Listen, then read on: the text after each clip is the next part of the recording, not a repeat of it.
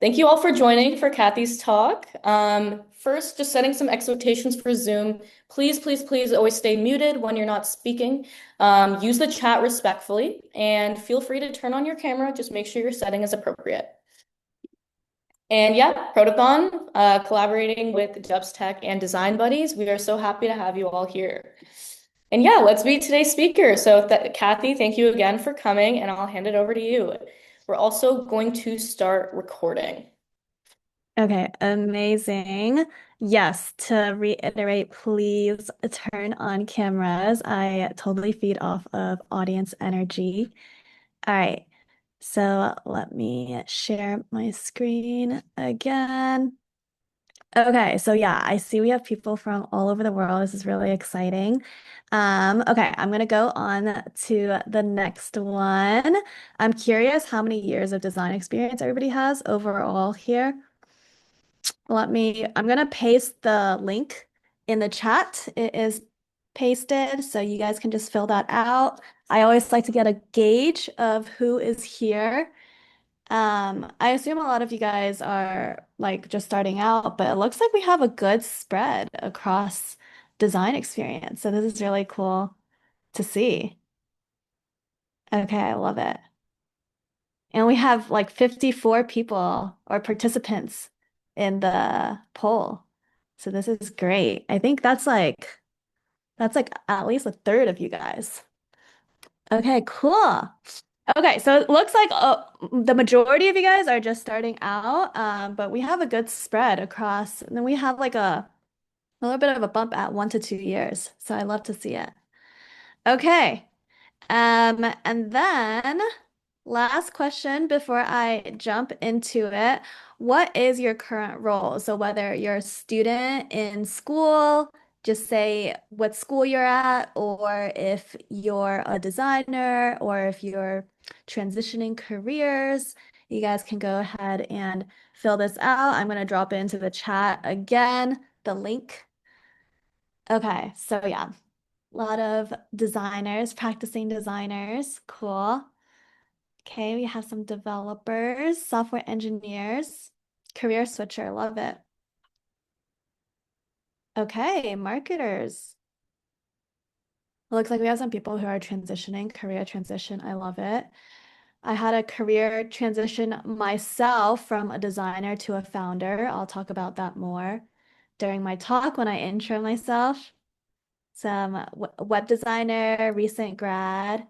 Okay, cool. Freelancer. I feel like a lot of designers are become like there's more designers that are going the freelance route or more like solopreneur, entrepreneur route. So love to see it.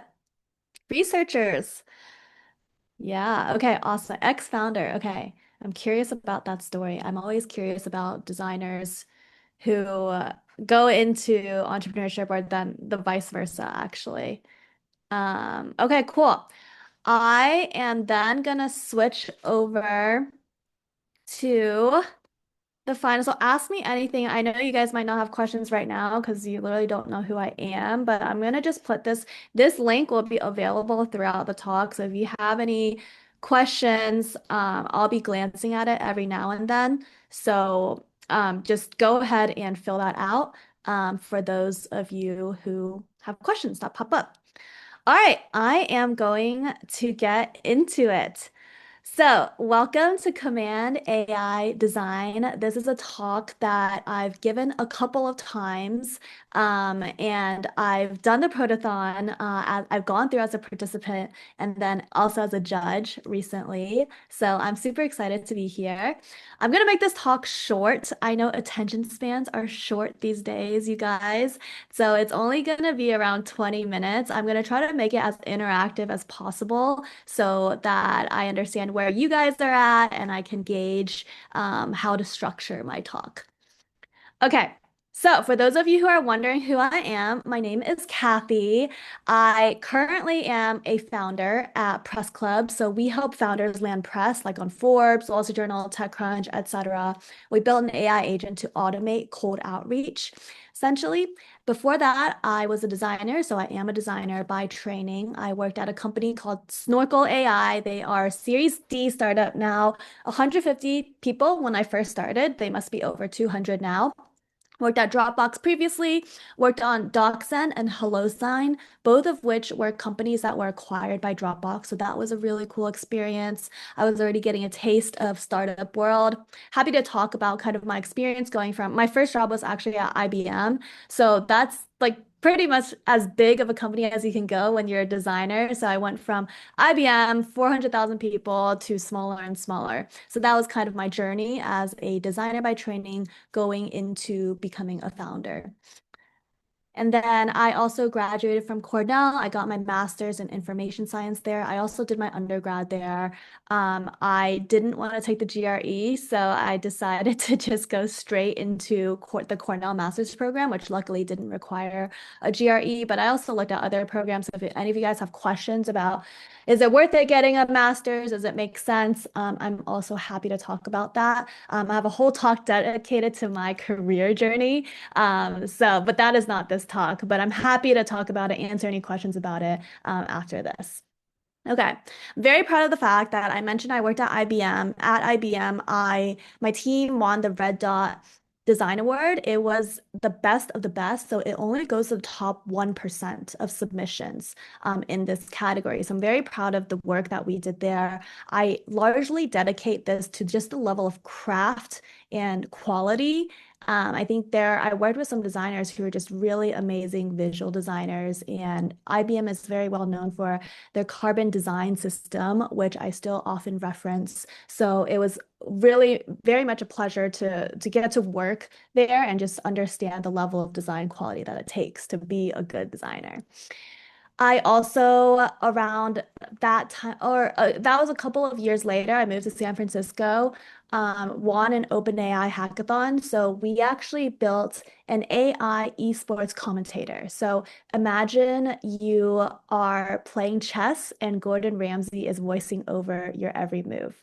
That's what we built at the time. And it was really fun. I think that was one of my biggest sources of inspiration as a designer in the AI world because I think it can feel scary being a designer and like participating in hackathons. I know some of y'all don't have a lot of design experience, but that's what this hackathon is all about. So I'm here to show you guys some tips for vibe coding. I know the end result, you guys are supposed to be working in Figma, submitting a Figma file, but I'm a huge proponent of using AI to prototype or to just do the initial ideation. And I'll tell you guys exactly how I've won hackathons with these specific strategies.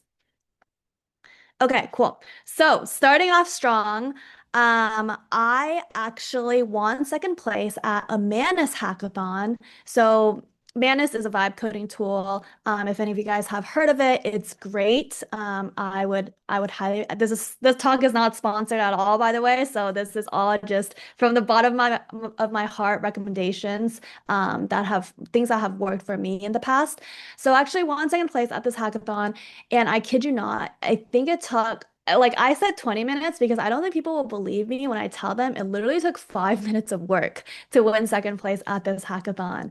So let me show you guys what I actually built. So it was essentially, and let's see if you can hear my sound. Can you guys hear the like clicks? Yes. Okay, perfect. Okay, so basically, I prompted Manus to build this, which is a digital music sequencer. Kind of similar to like what DJs use, obviously not as fleshed out or as advanced, but it was kind of wild. Like I think this literally took 30 seconds of prompting and it built this entire thing. So let me play this. Okay, and the cool thing is you can play it at different themes. So pretty cool, right? And this was a couple months ago, so this like I'm sure it's evolved even further than this. But something like that, that was, it felt like technically impressive. So I'll tell you exactly the prompt that I put in. This was the prompt. So build a digital music sequencer, feels like a dreamy toy, minimal yet magical, lo-fi, dreamy synths.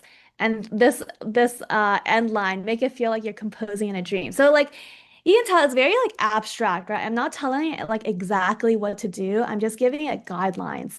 And full disclosure, I did not write a single word of this.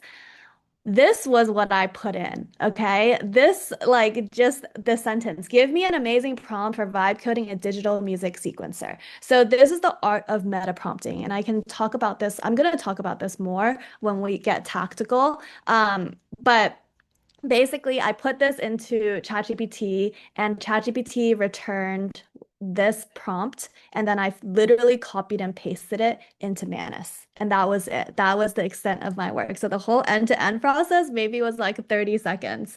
So it's really amazing what you can do with prompting, and more specifically, meta prompting. Okay. So now I'm gonna pause for a second. I'm curious what everybody's experience with AI here is. So I'm gonna split it into three categories. I've played with AI, so maybe you're familiar with AI, you're still learning to apply it. Two, you're comfortable, use AI tools in your work projects, you're confident in applying them.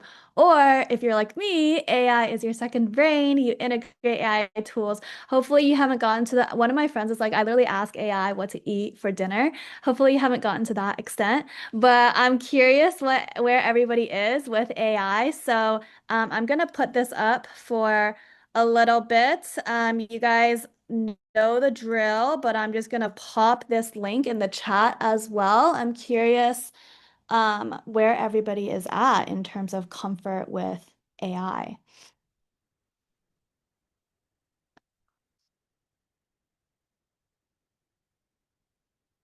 Okay, I'm just looking at the comments.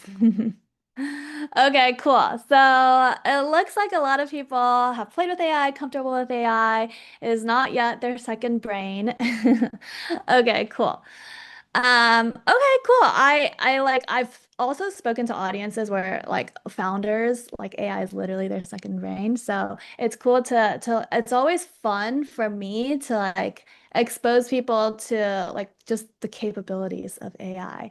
Okay. So I'm going to show you guys just for inspiration. What helps me a lot is when I'm starting a project, especially at this point in a hackathon, I like to just look at cool shit. Like, even if it's not even like related to any of the categories. I know you guys have several like categories you're supposed to tackle, but it's often helpful just to see some examples of like cool stuff and like what like tools are capable of these days. So this was a cool one. I think this one actually won the grand prize at the Figma Makeathon. And so it's basically like you can put in, I mean, obviously I'm not doing a good job because I'm on my laptop, but you can basically write the alphabet and then it'll help you like write stuff in your handwriting, right? So I was like, okay, that's pretty cool. It's like and it's like very well fleshed out. It's like very minimal, but it works really well. It's functional, which I think is the most important part. Another thing that I thought was cool, like Figma Make, you can make games, like full-fledged games. I didn't know this was possible, but this was another really cool example that I saw. Oh my gosh, my keyboard stopped working. But yeah, this is like in the Figma logo. So I thought that was pretty cool. Another one, liquid glass. This is just purely for my design heart entertainment. You can change like corner radius, you can change the saturation, the distortion, the blur. Like liquid glass is a hot thing these days. So I thought this was just a like a neat little thing that you can build like a liquid glass editor. Pretty cool. And then finally, photo booth, throwback. I don't know if you guys remember, but back in the day, we would go to the Apple store and take pictures of ourselves. So like this is pretty cool, right? Being able to actually take pictures. I didn't even know like Figma Make was capable of stuff like this, and I can actually like take a picture and then it'll save it. So, anyways, pretty cool. I think it's often helpful just to understand like what these tools are capable of these days. I will caveat vibe coding is not all of that. I'm sure Bill Gates didn't actually say this, but somebody on Twitter was like, what does vibe and vibe coding stand for? And somebody said very inefficient but entertaining.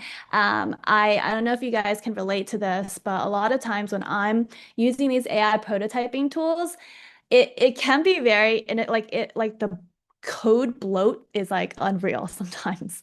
But it is like I think there's an art to vibe coding, and it's not the same as just learning how to design or learning how to code, right? You have to learn how to like prompt, you have to learn how to be efficient with the way that you prompt.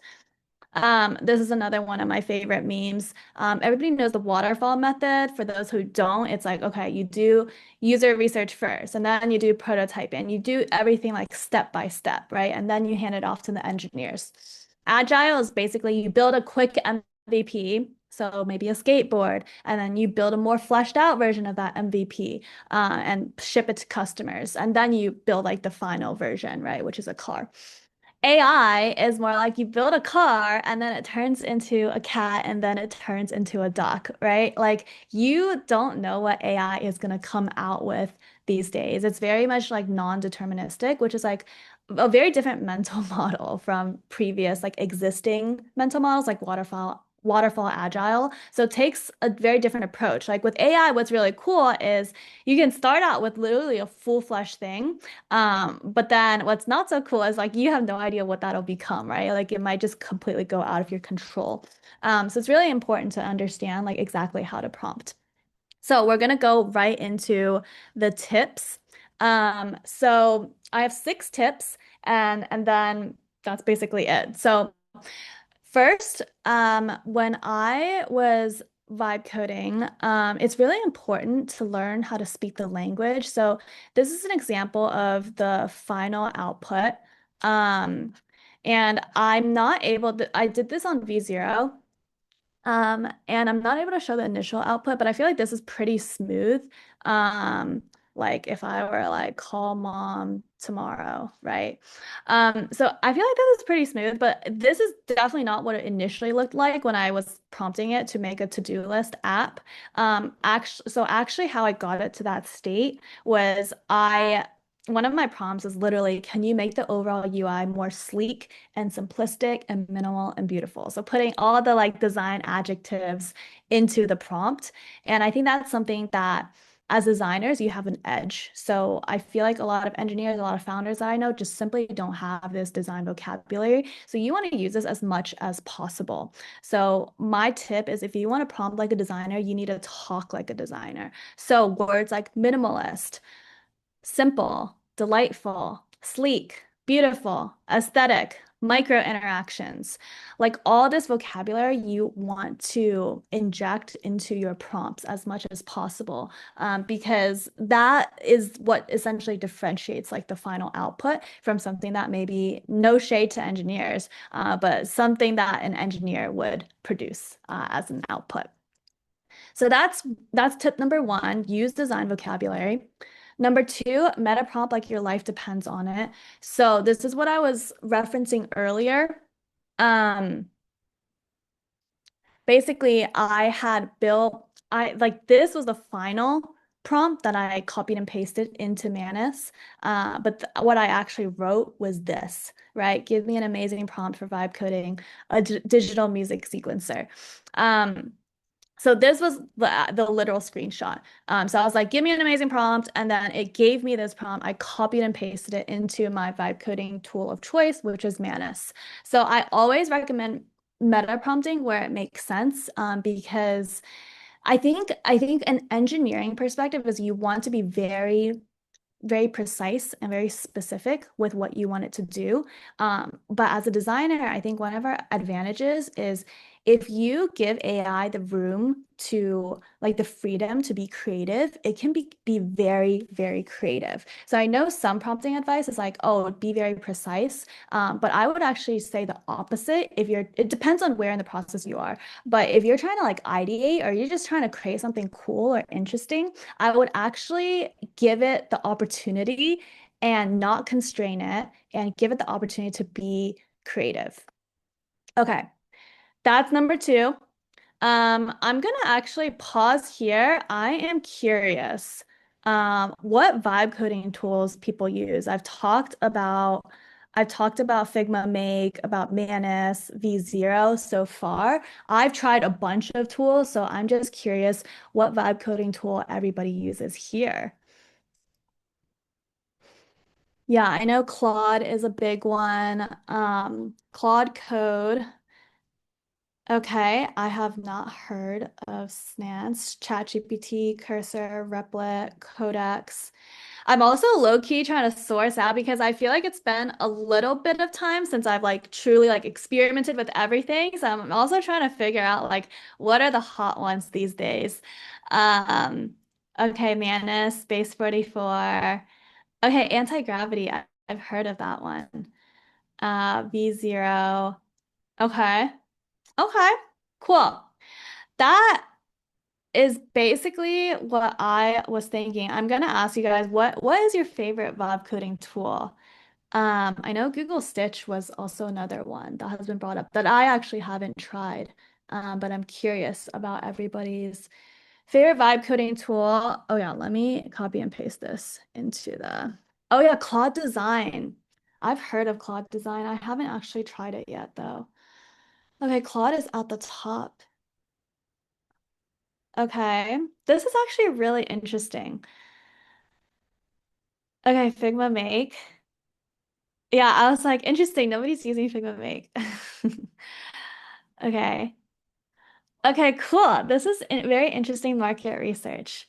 And yeah, I probably should have distinguished like there's Claude Code, there's Claude Design, there's Co-work. But it seems like Claude has been like a clear winner. But I also like it's interesting to see like ChatGPT is also like at the top. Okay, cool. Okay. So, and then I'm just going to plug again. We have this um, AMA, ask me anything throughout the talk. I'm just gonna drop that here again. Okay, so back to the talk. So tip number three, if there's anybody that like a product leader or somebody like an industry expert that you really admire, I would figure out ways to try to like channel them into your prompt. So like Nikita-Bier, he's well known for he sold TBH and he also sold an app called Gas to Discord for I think like $20 million. But he's basically what I'm saying is he's really good at growth with consumer social apps, and he's really good at like the social psychology of it. And so what I actually when I was prompting, I was like channel your inner Nikita-Bier, like channel like design psychology, because I think a lot of prompting um is like it's both the design aspect, but it's also product thinking, right? It's like, how do I create like a viral loop? So you can see parts of this prompt that are very like social psychology-esque, like turning completing a task into a tiny dopamine hit. Check mark animation should feel effortless, satisfying, rewarding enough to make you want to do it again. You're not designing a to-do list, you're designing the feeling of progress. Like a lot of this is very much like product thinking, tapping into like consumer social psychology. So that's something I also like very much advise is if there's like a product leader or somebody, like incorporate their concepts, incorporate like product thinking, like fundamentals that you really admire. Okay, number four. This one might be the most practical one. There are so many visual design styles. I feel like just so many of the apps and landing pages and websites are starting to look the same to me, and I can immediately clock it when somebody is using a specific AI tool because it has very similar visual design styles, which makes sense because a lot of them are built on 𝗏𝗏𝗃 on the same like design libraries. But if you just like do a little bit of prompt differentiation, it makes a huge world of difference. So I'll just show you guys. This is not the most well built out, but this is like the default 𝗏𝗏𝗃. So this is like the skeleton layer that a lot of vibe coding tools use.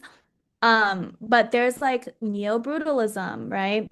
There's glassmorphism. This is not the best application of it, but you get the idea. There's like retro Y2K, cyberpunk, vaporwave, Swiss International. And then if you also like if there's products that you look up to, right? Like Linear, Notion, and it could be like, oh, like look at these products and use their style. So this, honestly, this I just built out really quickly. It's not the best example of these styles, but you get the idea, right? So like for instance, like this one website that I literally vibe coded in like 1 minute, using neo-brutalism, right? Like it already looks like a lot, like very much different from like 99% of the websites out there. So please use visual design styles. I'm gonna put all of them right here. Obviously, this is not like comprehensive. These are just some of the ones I thought of off the top of my head.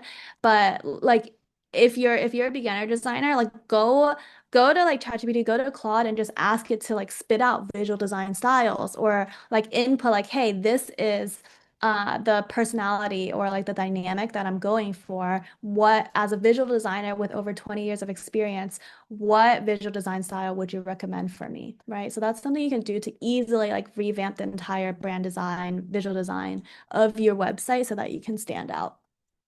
Okay. Tip number 5, AI tools are insanely fast at prototyping. I would also use it for ideation. So I kid you not, I was okay, this one this one doesn't work anymore, RIP. But I was on a call with a potential client and they were saying, "Oh, I want the website to look like this." I kid you not, literally in the middle of the meeting, I was able to like in 30 seconds, I think ChatGPT is actually the fastest for something like this. He was just telling me a bunch of like, "Hey, I want it to look like this. This is what I want the overall vibe to be like." So instead of trying to like brainstorm and writing all down a document, I literally like I think I was using granola. So I just like fed it all into ChatGPT and I was like, create a website for this, and it was able to create it. So if you, I know you guys are like at team formation right now at the beginning stages of your project. If there's like maybe like 2 or 3 directions you're thinking about going into, just just prototype it out. It literally takes 30 seconds to a minute and it makes a world of difference. I was competing at a hackathon, a 𝗿𝗃 hackathon recently, and my teammates and I, they were both engineers, and we were kind of going split in like 3 directions. And I very quickly just prototyped all 3 of them in 5 minutes, and seeing them makes a world of difference because then that helps. It's something concrete, right? You don't have to like go back and forth and have the annoying conversations of, oh, but like here are the trade-offs. Like if you see it in front of you, it helps you decide, I promise. So please use prototyping for ideation. I think that's actually one of the most underrated things that a designer can do, like make something concrete and just get people to make a decision. And I think that's especially helpful at this stage in the hackathon. Okay, number 6, sometimes, y'all, it's just easier to just delete the damn thing. I remember I was banging my head against the wall to try to like add this one feature and it just wasn't working. And then I told V0 to just delete the entire like feature and then start again, and it magically worked. So sometimes with prompting, you just have to delete it and start over, and just scrap everything. So yeah, if you find yourself like 30 prompts in and nothing is working, maybe just delete that feature and like start over. So that's something that has helped me in the past. Okay, so to recap, if you want to prompt like a designer, you need to talk like a designer. You need to be able to speak the design vocabulary. So either brush up on it or learn from Claude, ChatGPT, like ask it to like generate design vocabulary so you can become a better prompter. 2, meta prompt like your life depends on it. I promise this will pay off. I don't do it for everything. Sometimes it's just simpler to just say it right off the bat. But for more creative things where you have like an inkling of an idea, but you know you could be more creative, I think meta prompting is the way to go. 3, channel your inner Nikita-Bier or whatever industry leader, industry expert that you look up to or that you feel like has built really good products or successful products in your category. I would, and as it's even better if they're a public figure, they have podcasts. Then you can like channel like parts of that, ask Claude or ChatGPT to like do research, and channel the psychology or the fundamentals behind their thinking.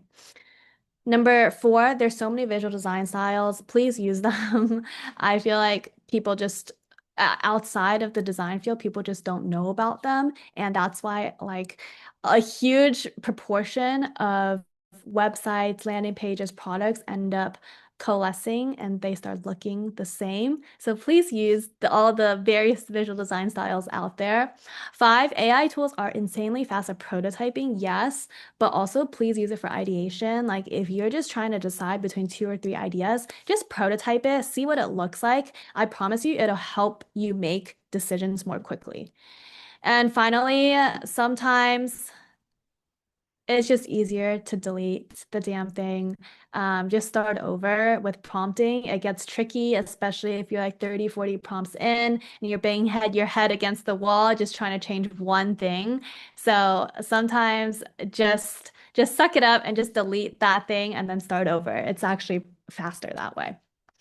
Okay, cool. So that's it. Those are my tips. I am on LinkedIn. I'm very active, so would love to connect there. And then I would love to get feedback. I'm gonna go ahead and drop both of these links in here in the chat. Okay, cool. That is it. I am gonna go into questions now. I don't know if if anybody wants to ask a question, or maybe I can just go directly into the Menti. Let me see. Okay, we have a lot of questions. Yeah, Ria, do you have a suggestion or I'll just roll with it? It's up to you. I Okay. know we've been getting some in the chat. We've been getting some over here, and some people might also want to raise their hand and ask. But yeah, it's up to you, however you want to do it. Okay, let's do this. Let's split it. So, if you guys want to raise your hands, I actually prefer if you guys raise your hands and I'll call on you so I can answer questions live. I'll do that for a bit and then I'll answer some of these questions first to let people like start raising their hands and then I'll go to people actually live questions. Okay, cool. Um, let me see. I wonder if there's like a way to rank these, but maybe not. Okay. Um, okay, this is a spicy one. Okay, you guys, starting out strong. When you won second place in hackathon in 5 minutes, do you consider that fair to those who worked harder than you? I mean, I would throw that back and ask, do you feel like using the internet is cheating compared to those who use the library? AI is coming. I mean, this might be a hot take, but AI is coming whether you like it or not. So you cannot use it and you can feel like it's unfair compared to those who are using AI. But I mean, a lot of the big companies are also pushing for it now, right? Like they're like, oh, you have to use like a certain number of tokens. So yeah, that's just the way it is, right? So that's my answer. Let's see. I'll answer 2 more and then we'll go to live. What's the best way of introducing ourselves into design, like UI, UX products? I would say going like I would say like self-learning or like being self-taught. I think that you can do that. And then there's like also like good communities out there. Um, Honestly, one thing that really helped me, and I don't want to give generic advice. I know like a lot of speakers do that and I hate it. So one thing that I did that was very practical, after I quit my job, I did 30 days build in public challenge where every single day I like push myself to come out with a new like vibe coded app or product. And I did it with like five of the best builders that I know. So I put them, I create like a group chat, and I was like, you guys need to post something every single day, otherwise I'm kicking you out. So I was very strict with it. But that was really helpful in terms of just understanding what the tools are capable of and pushing myself to actually put something out there. If I had to take it one step further, I would even like go as far to like post it in public, like truly build in public. So like post it on LinkedIn or on Instagram or on TikTok and then ask for feedback. I know that sounds scary, but the scarier it is, the more you'll probably learn and grow from. Or Twitter. Twitter is a great place to do that too. So that's like one of the more like tactical things I would do. Um, do you think AI taking over design industry, which leads to layoff? I assume you're asking if wait, because yeah, I do think it'll lead to a layoff of design. So I'll basically say what I initially thought. I think the gap between the top like 1% and the rest is widening for sure. But I will say this, I think junior designers, like a lot of people are like, oh, junior designers are gonna lose their jobs, or there's just like not enough space for more junior talent. But honestly, I feel like there like if you're a junior designer, if you're early career designer, like you are at an advantage because you're AI native. I feel like the ones who are getting gypped the most is actually me, like more like mid-career, because like we went in learning like Figma, Sketch, and now we need to like learn a whole new paradigm of thinking. Whereas I feel like a lot of junior designers, like I've seen like junior designers work, and it's like they're very much like AI native, work very quickly. You don't have to like learn something new. I've seen some really, really crack designers like coming out of school. So I feel like you should embrace that. Like the fact that you are AI native, you don't have to like relearn new ways of doing things, the design process. I think yeah, that's my hot take. Okay, I'm gonna go into the audience. Let's see. Who? Ria, do you want to help me call on people? Yes. So I think Okay. the first person that raised their hand was, sorry if I'm pronouncing this wrong, Adesanya. Yes. Good day, everyone, and thank you. Yeah, I joined recently. First of all, I'm from Nigeria, and I joined not quite long ago. And I just want to ask, how do I find a team? Can I work solo as well? Yes, so this is more of a protothon question. Yes, you can work solo and you can find a team in our Discord. There's a find team channel where you can basically just drop in the chat who you are and then find a team. Okay.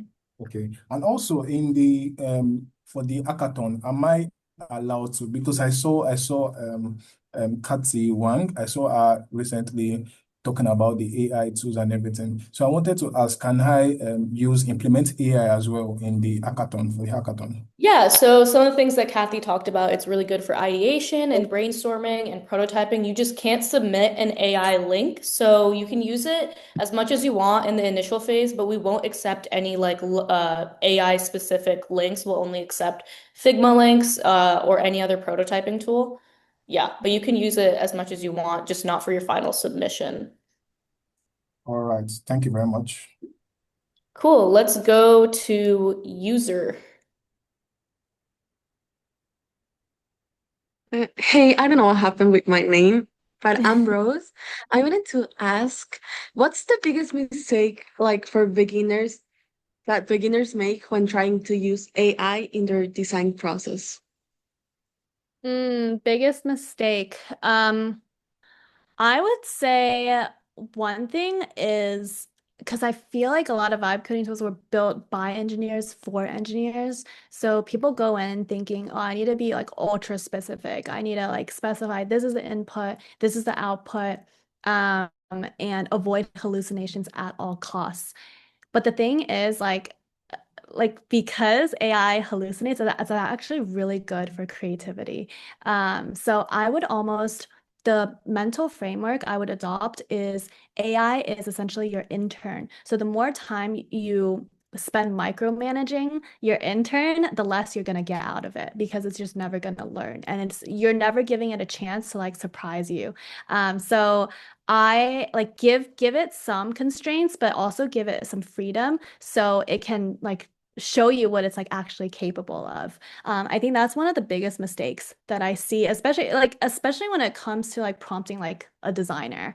Yeah. So basically my advice is treat it like an intern, be willing to give it all of the sources and all the context that it needs, and then just let it run. Like let it surprise you at the things that it's capable of doing. Okay, thank you. Awesome. Let's move on to Vicky. Okay, hi. So I wanted to know, is it compulsory to know how to code? Or like being, because I want to be a design engineer, so I was thinking, do I need to go and study computer science, or can I just do vibe coding and just be like a design engineer with that? Yeah, I mean, I know people have different takes on this, but I personally think you could just go without like learning to code because I've been able to like go without having to touch the code at all to this point. I think it's helpful, obviously. But I know it's so interesting because a lot of these tools, they're actually completely abstracting the product. So like you don't a lot like for instance, my co-founder, he's technical. He dropped out of his PhD in computer science to start his first company, and he's the type that will have like 8 agents running before he goes to bed. And he like even he's like, yeah, a lot of like I don't even touch the code anymore. Like it's very much abstracted. So I think it helps to have like a coding knowledge to understand, like, because if there's certain things that go wrong, you don't want to literally be the type of user that's like fix it, right? Like over and over again, and you're banging your head against the wall. You want to be the type that's like, okay, I understand like the overall architecture. I understand like overall like how I would go about fixing this. So yeah, I think it's helpful to have some general knowledge, but I don't think you necessarily need to know the exact like nitty gritties of like how to actually code because a lot of it is already abstracted. Like you just straight up don't see the code anymore. Like obviously you can if you wanted to. But yeah, that's my answer. Okay, thanks. Awesome. Krisha. Hi, yes. Can you hear me all right? Just want to make sure. Yes. Okay, Yes. perfect. So my question is, so I'm going to be a new grad actually in May, and I'm curious to see that do you see UI, UX and UI designers increasingly transitioning into design engineering roles? And how do you see like new grads prepare for these type of roles, especially if they're interested in both design and development? If you're interested in both design and development, yeah, it's interesting because I feel like there's like almost two types of roles. Now it's like design where it's like very much focused on like craft and taste and quality, and then there's like more like design engineering roles. Maybe they'll like combine eventually, but you're asking like how do you prepare for these roles as a new grad? Yeah, I think in that case, but also do you see the shift from like UI, UX designers transitioning into more design engineering roles, like that role kind of Mm. being reformatted in a way? Yeah, I do think so. Like, I feel like because you're almost like required or like it's a prerequisite to like know some code. Because also I feel like designers are more exposed to code these days because of all the AI prototyping tools, anyways. So one thing I think if I were a student that I would like do to prepare is every time I'm like prompting, I would like not meta prompt, put in the system prompt. Like every time you make a technical change, like explain it to me like I'm 5 years old or whatever your technical proficiency is. Like explain it to me very simply so that like as you're vibe coding or as you're AI prototyping, you understand like what's actually happening. And so you're like building, but you're also learning at the same time. And I've seen like because it's very easy in vibe coding to just completely be ignorant of like everything that's happening in the back end, other than what's shown to you. So if you can like system prompt and be like, hey, like every time something happens or something goes wrong, like explain to me what's going on. I think that could be a really like easy way to like like instill learning in the entire like building process. Okay, thank you so much. Yeah, of course. Okay, let's go on to Lily. I wanted to mention we have 5 more minutes for questions, so feel free to connect with Kathy on LinkedIn if your question wasn't answered.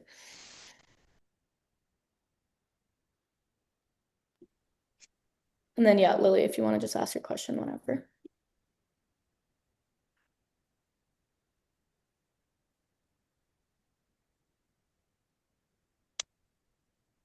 Okay, I don't think her mic is working. Feel free to put it in the chat.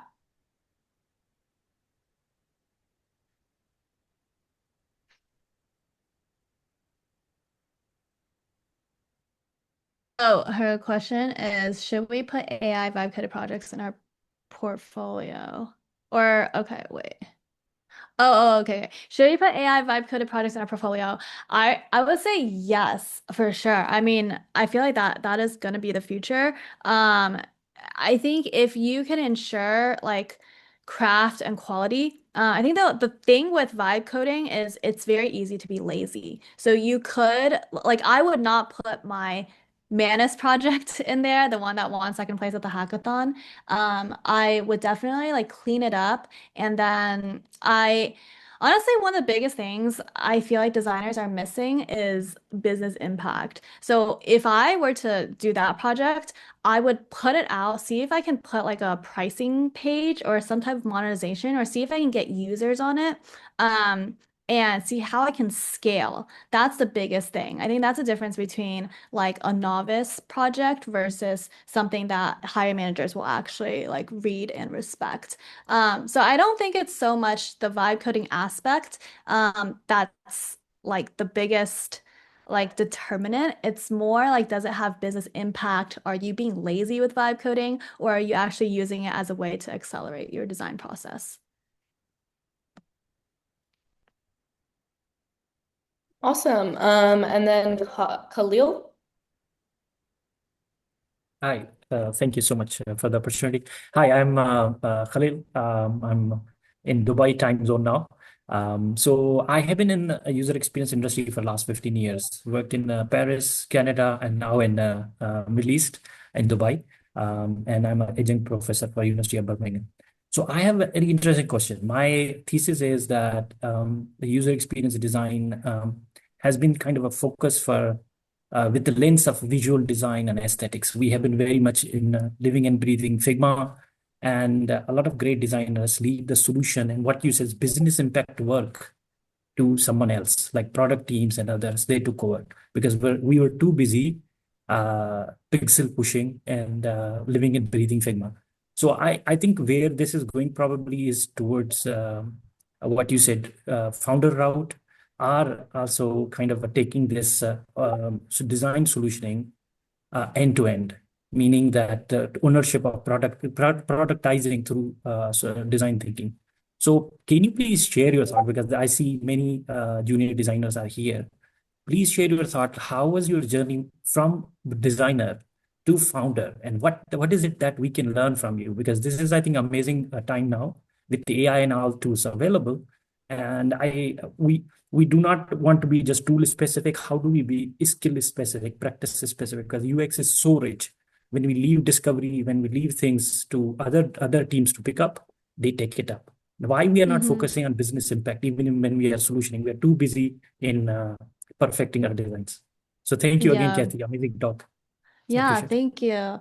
Yeah, I totally agree. It's interesting because first point is when I was doing my master's in information science, I was taking like advanced human computer interaction, like all these classes, and the design process is actually very similar to the entrepreneurship process that they teach, but nobody like connected the dots for me. It was like because the design process is like user research, like foundational generative research, and then ideation, then prototyping, then usability testing. And like for founders, it's like customer discovery. They tell you to like interview like at least 100 people before you start building, and then you build, and then you get more feedback. And it's very similar. So I feel like designers are very well positioned to be founders. Just a lot of them don't realize it yet. I think the big difference is, like you said, the business impact. Like I think a lot of designers, they finalize the product and that's it. Like that is the end of the process. And I also used to be like this. I actually did not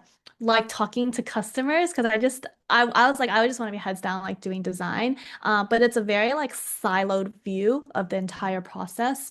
And so for instance, I think hackathons are a great way to see how somebody responds. Some people like to just be heads down tinkering on something. But at the hackathon that I participated in, where I met my co-founder, we built the entire like the front end and the back end, hooked everything up in 1 hour using 𝗲𝗲𝘀. And like chain prompting. And then literally immediately after, because the hackathon itself was 8 hours long, we were like, okay, now that we've built the thing, let's go find people who will pay for it. And our goal was to have 5 users like on the product. And I kid you not, literally as we were going through, like I think we spent half the hackathon looking for people to buy it, instead of building it. And we actually got somebody to pay, like somebody paid us on the spot to get access to it. They like sent Apple Pay of like $20. I like literally have a picture of it. And so I think a lot of designers, to compare it back to that analogy, like a lot of designers just stop at the designing. Like they feel like that by the end of the hackathon, you need to have built out the product. But for me and my co-founder, like we took it one step further. It's like we actually spent half the hackathon. Like building was just the beginning. Building is so fast these days, you can do it in like 1 hour. We spent half the hackathon looking for people to actually buy this and pay money for it. Only then can you deem if something is worthy of having actually been built. So I think that's like a big thing, right? Like see if you yourself would be willing to go out and like actually find people who would pay for something like this. Yeah. Thank you so much. Yeah, of course.